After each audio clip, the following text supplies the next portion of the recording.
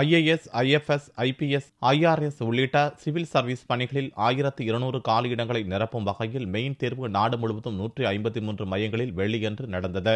இத்தேர்வை 15,000 பேர் எழுதினர். தமிழகத்தில் சென்னை மட்டுமே தேர்வு மையமாகும். அண்ணா சாலை அருகே உள்ள காயிதே மில்லத் அரசு மகளிர் கலைக்கல்லூரி மையத்தில் 855 பேர் தேர்வு எழுதினர். முதல் நாள் காலையில் கட்டுரைத்தாள் தேர்வு நடந்தது. பிற்பகல் ஆங்கில தேர்வு நடக்கிறது.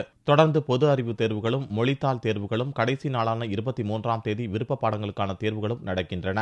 எக்ஸாம் பார்த்தீங்கன்னா ஸ்கூலில் ஃபெசிலிட்டிஸ், ரைட்டிங் எல்லாமே சூப்பராக இருந்துச்சு. ஆஸ் யூஷுவல் டைம் கன்ஸ்ட்ரெயின்ட் வந்து கொஞ்சம் கஷ்டமாக இருந்துச்சு. பிகாஸ் 3 hours ஒரு பேப்பர் ஸ்டார்ட் பண்ண சொல்ல ரொம்ப நிறைய டைம் இருக்கிற மாதிரி இருக்கும். பட் ஃபினிஷ் பண்ண it was really very limited.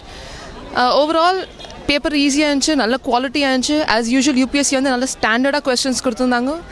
So இந்த ஃபர்ஸ்ட் டேலேருந்து we hope that after all the days இருக்கா நல்லா சக்ஸஸ்ஃபுல்லாக நம்ம எல்லாருமே முடிக்கணும்.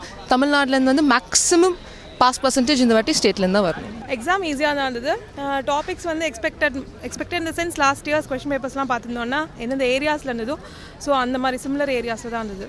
வேறு விதமாக கொஷின்ஸ் இருந்தது. எக்ஸாம்ஸும் வந்து 5 days நடக்குது. ஸோ கேன்சல்லாம் பண்ணோன்னா திருப்பி ப்ரிப்பேர் பண்ணுறது அதெல்லாம் ரொம்ப கஷ்டம். ஸோ இது ஓகே, ஃபைன். மழையினால் அதிக பாதிப்பு அந்த ஏரியாவில் இருந்துச்சுன்னு சொல்ல முடியாது. ஸோ பர்சனலி ஒன்றும் பெரிய பிரச்சனை இல்லை. பட் என்னோடய ஃப்ரெண்ட்ஸ் இங்கே ஸ்டேட் அகாடமியில் படித்தவங்களுக்குலாம் வந்து ஒரு நாள் கிட்டத்தட்ட சாப்பாடு இல்லாமல் இருக்க வேண்டிய சுச்சுவேஷன் இருந்ததுன்னு சொன்னாங்க. ஸோ அவங்களோட நிலைமை பாசிபிளி கொஞ்சம் டிஃபிகல்ட். பட் இந்த கடைசி 10 நாளாக டைம் கிடச்சதுன்னா ஓரளவுக்கு மேக்கப் பண்ண முடிஞ்சுது. மழை வரனால அண்ணா நகரில் கொஞ்சம் பாதிப்பு இருந்துச்சு. ஸோ அதனால் சாப்பாடு அதெல்லாம் கிடைக்காதனால நான் திருப்பி என் ஊருக்கு போக வேண்டியதாக போச்சு. ஸோ 4-5 நாள் நான் போய் என் ஊரில் இருந்துட்டு தான் வந்தேன்.